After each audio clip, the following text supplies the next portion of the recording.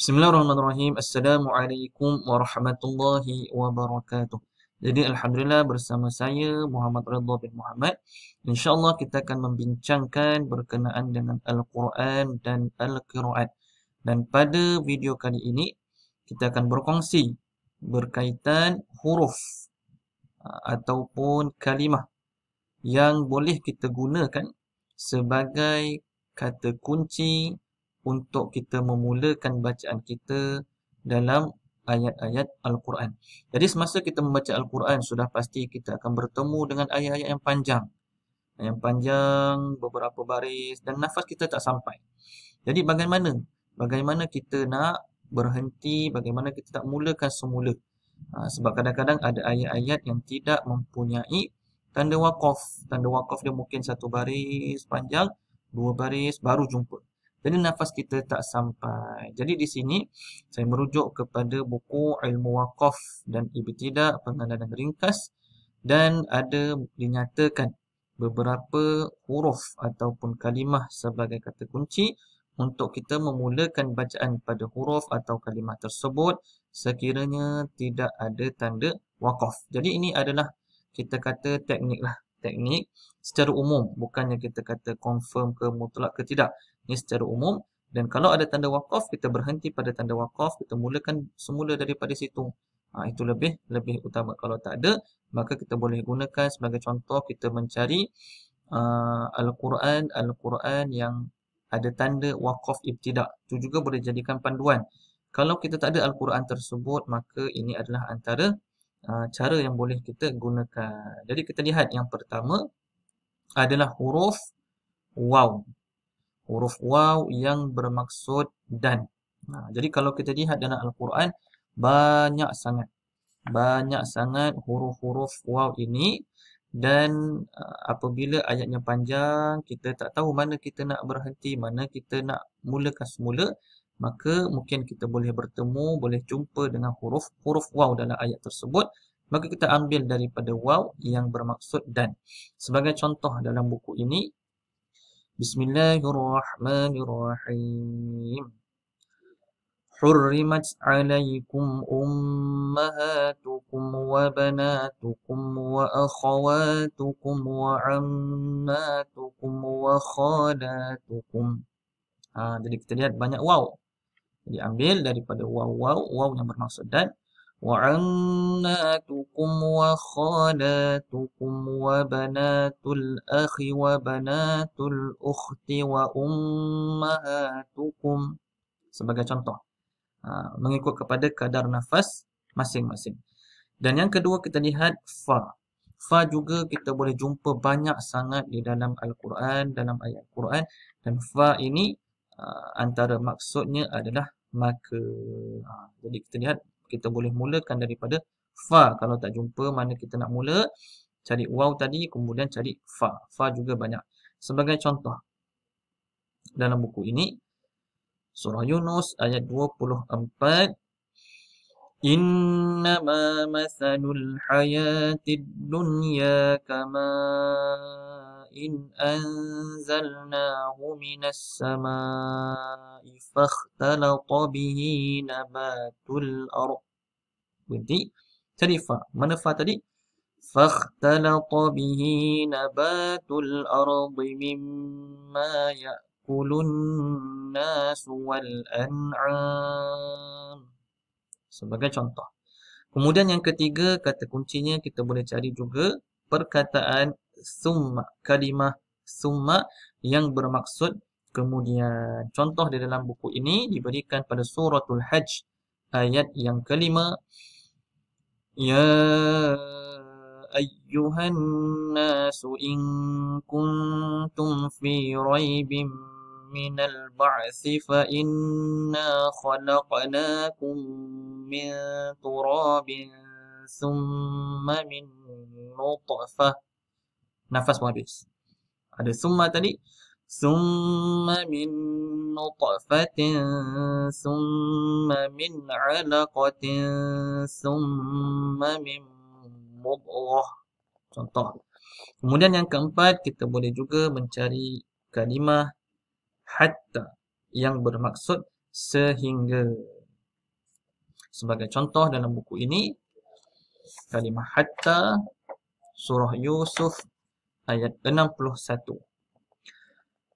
Qala lan ursilahu ma'akum hatta tu'tuni mawthiqan minallah. Habis nafas. Kita pun mula balik pada hatta tadi. Hatta tu'tuni mawthiqan minallahi lata'tunnani bihi illa an yuhata bikum. Contoh. Okay. Selesai hatta, yang kelima au. Au bermaksud atau. Jadi au pun kita boleh jumpa banyak di dalam Al-Quran. Sebagai contoh pada ayat 61 surah An-Nur. Ada banyak au di sini ya. Laisa 'alal a'ma harajun wala 'alal a'raji harajun wala 'alal maridi harajun wala 'ala anfusikum. Contoh. Mana kita nak cari kat situ tak ada au, kita ambil wa. Wa tadi yang pertama. Wala 'ala anfusikum an ta'kulu min buyutikum aw buyuti abaikum. Tak ada waw, tak ada fa, kita ambil daripada au. Ni yang kelima tadi, au. Aw buyuti abaikum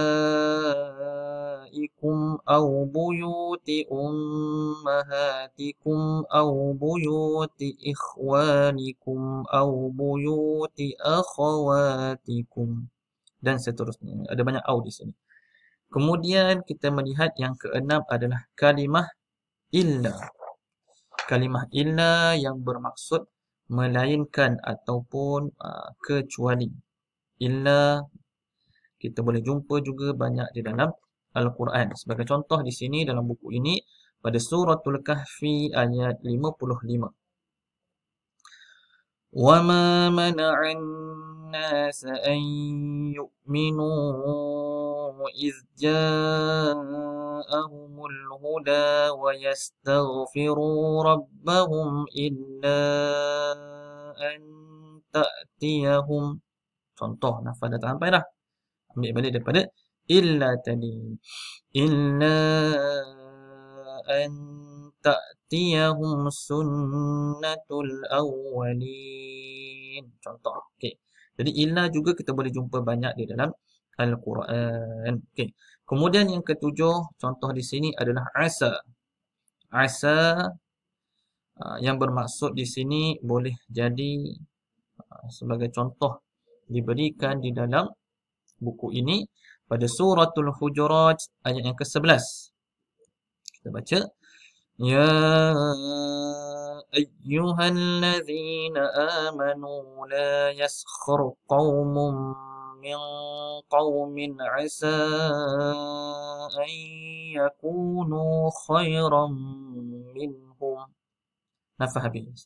Ambil balik pada asal.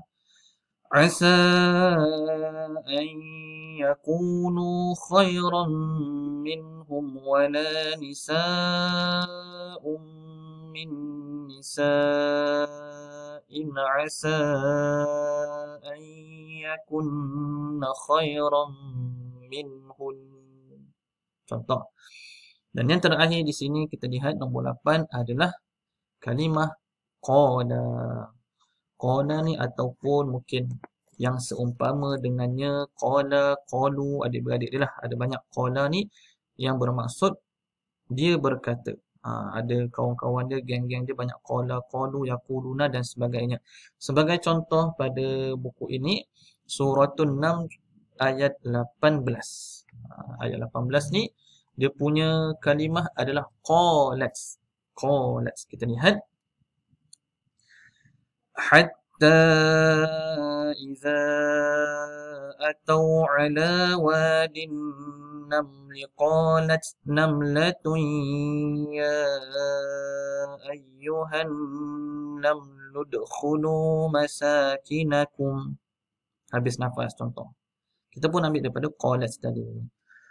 Qalat namlatun ya ayyuhan namlu udkhulu masakinakum la yahtimannakum Sulaiman wa junuduh. Contoh, selesai. Jadi di sini kita boleh kongsikan beberapa huruf. Waw, fa tu huruf ataupun kalimah-kalimah yang tertentu yang boleh kita gunakan sebagai kata kunci untuk memulakan bacaan kita. Sekiranya kita berhenti di tengah-tengah ayat, kita pun tak tahu mana ni nak sambung ni, mana nak mula semula ni. Maka kita boleh ambil daripada kalimah-kalimah di sini. Jadi insya-Allah boleh kita gunakan dalam bacaan Al-Quran kita, boleh kita tambah baik dalam bacaan Al-Quran kita. Wallahu a'lam. Mudah-mudahan bermanfaat. Jadi pada para penonton sekalian, boleh share video ini kepada rakan-rakan yang lain. Dapat kita sama-sama mengambil saham akhirat berpahala dan juga kita tambah baik bacaan Al-Quran bersama-sama. Wallahu a'lam. Assalamualaikum warahmatullahi wabarakatuh.